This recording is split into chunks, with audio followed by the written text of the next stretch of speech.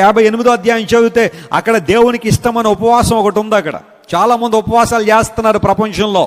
మేమండి ఈరోజు మంగళవారం అండి ఉపవాసం అండి, శుక్రవారం ఉపవాసం అండి, గురువారం ఉపవాసం అండి, శనివారం ఉపవాసం అండి అని చెప్పి ఒక్కొక్క ఉపవాసం ఒక్కొక్క రోజుకి చాలామంది చేస్తూ ఉంటారు. సరే, అసలు ఉపవాసం అంటే అర్థం ఏంటో తెలుసా నీకని? ఉపవాసం అంటే అర్థం ఏంటి? ఆ రోజుగా ఆ పూట భోజనం మానేసి, లేకపోతే ఏదేదో తినేసి సప్లిమెంట్స్ ద్వారాగా కడుపంతా నింపేసి భోజనం తినకుండా ఆగిపోవడం ఉపవాసం అనుకుంటారు కొంతమంది. ఉపవాసానికి సరైన మీనింగ్ చాలా మందికి తెలియదు. కానీ బైబిల్ ఇస్తున్న నిజమైన ఉపవాసం నిర్వచనం ఏంటో తెలుసా?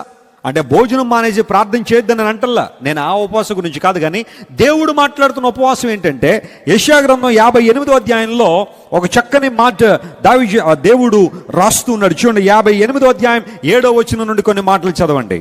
The book of Isaiah chapter 58 and verse 7. నీ ఆహారం ఆకలి గొనిన వారికి పెట్టుటయు. నీ ఆహారము ఆకలి గొనిన వానికి ఏం చేయాలట? పెట్టాలి. నీ రక్త సంబంధికి ముఖము తప్పింపకుండుటయు. నీ రక్త సంబంధికి నీ ముఖం ఏం చేయకూడదట? తప్పించకూడదు.